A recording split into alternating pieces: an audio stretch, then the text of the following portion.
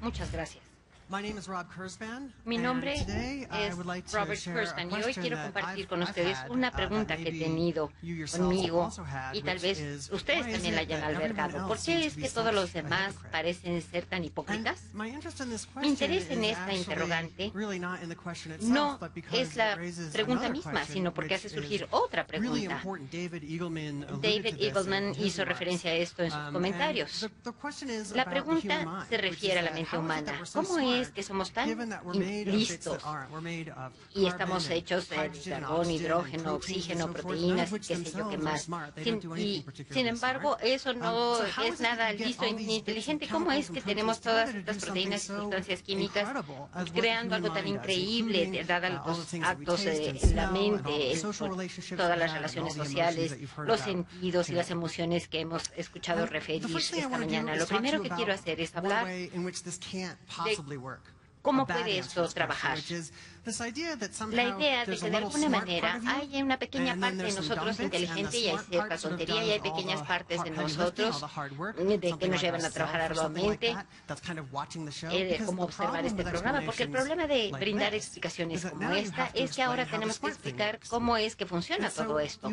Así pues, tenemos un problema infinito que solo puede resolverse con una respuesta muy diferente. Me parece que el mejor lugar para buscar esta respuesta es algo que todos ustedes tienen, que es uno de estos, un teléfono inteligente.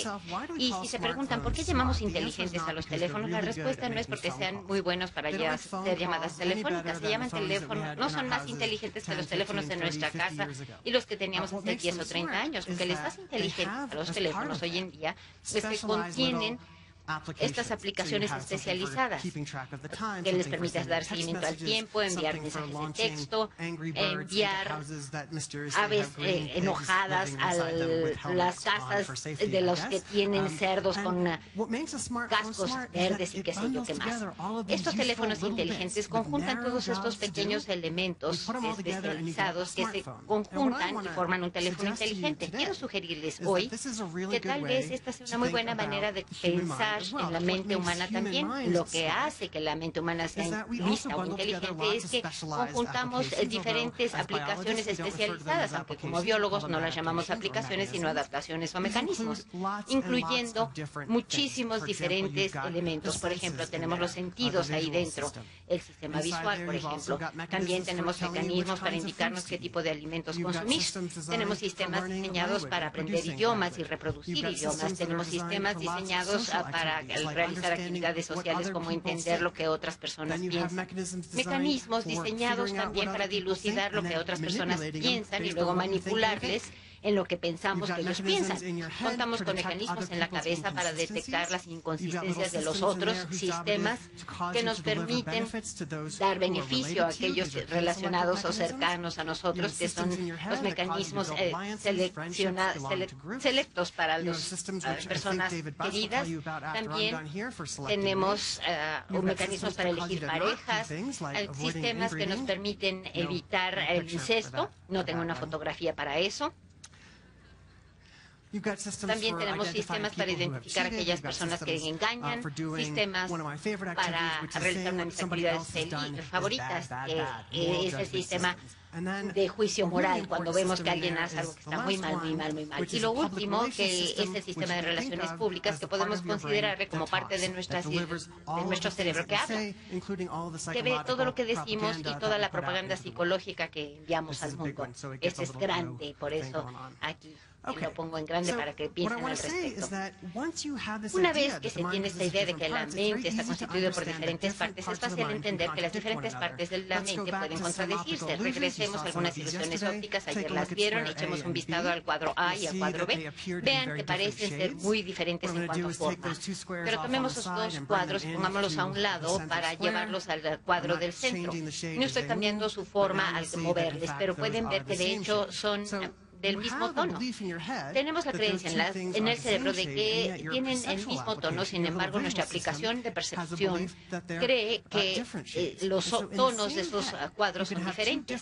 Y de igual manera podemos tener dos creencias que están en conflicto sobre una misma cosa. Esto se debe a que la mente está constituida por todos estos diferentes elementos o partes. Esto tiene implicaciones profundas en la psicología. Particularmente, una de las cosas que esto nos indica es que pueden estar ocurriendo muchas cosas en el cerebro, lo que estamos viendo aquí a la izquierda de esta imagen, y muchas cosas que sabemos, tanto ustedes como yo, que hemos experimentado ustedes y yo. Estas dos cosas pueden ser muy diferentes. Implica esto decir que pueden existir muchas cosas que están teniendo lugar en su cerebro, que les dicen cómo comportarse y demás, que no ocurren conscientemente. Mucho de lo que pasa en nosotros son sistemas inconscientes que nos permiten dar seguimiento a la respiración, si estamos movilizando nuestros músculos. Todo eso ocurre ahí tras bambalinas, por así decirlo. ¿Cómo es que esto se intersecta con la idea sobre la hipocresía con la que inicié? Bueno, debe quedar claro que si tenemos inconsistencias a lo largo del nivel de la visión, podemos tener inconsistencias también en el resto de los sistemas de aplicaciones que tenemos. Para tomar un ejemplo aleatorio, tenemos aquí el sistema de juicio moral. Una persona en sus relaciones públicas le dice a todo el mundo: las drogas son malas, debemos prohibirlas, asegurarnos que las personas que las consumen o las venden reciban castigo. Como dice Steve Levitt, debemos castigar a las personas que compran y venden órganos, también debemos castigar a las personas que compran y venden este tipo de planta que tiene efectos psicoquímicos interesantes, según se me ha dicho.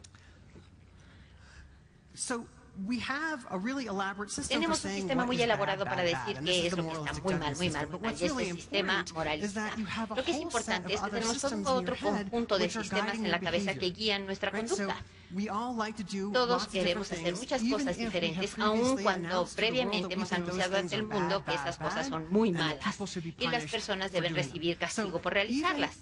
Aún en esta misma cabeza, es muy fácil tener a un individuo que en cierto momento le dice al mundo que es malo consumir drogas, y por otro lado piensan que cuando no se les observa tiene conductas opuestas, y es por ello que hay inconsistencias.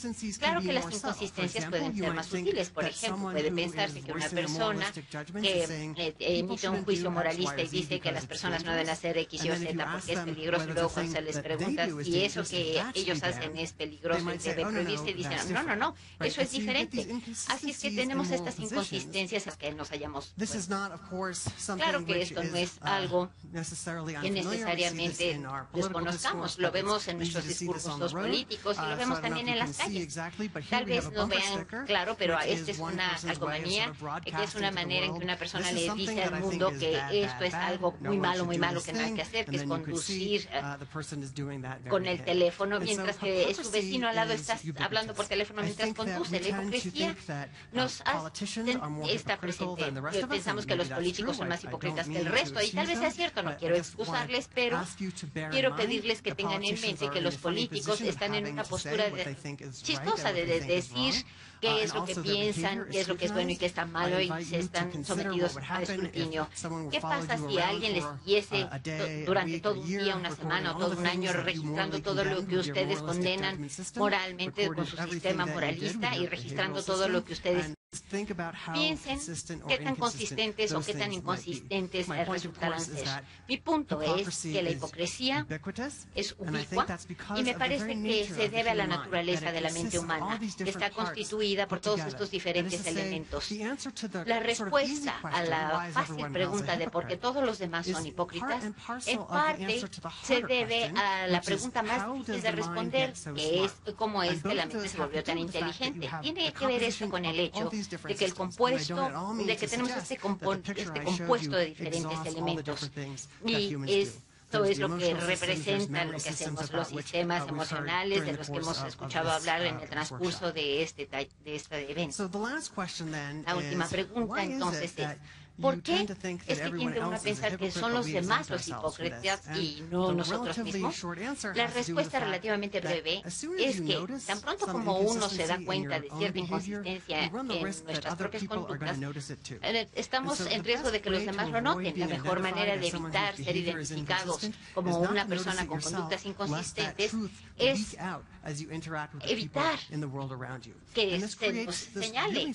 Y esto crea una simetría muy interesante. Rápidamente rápidamente identificamos las inconsistencias en los demás y, sin embargo, estamos diseñados para no identificar nuestras propias inconsistencias. En realidad, esto es por lo que pensamos que los demás son los hipócritas. Y con ello quiero agradecerles su atención este día. La agradezco muchísimo. Thank you very much. Muchísimas gracias.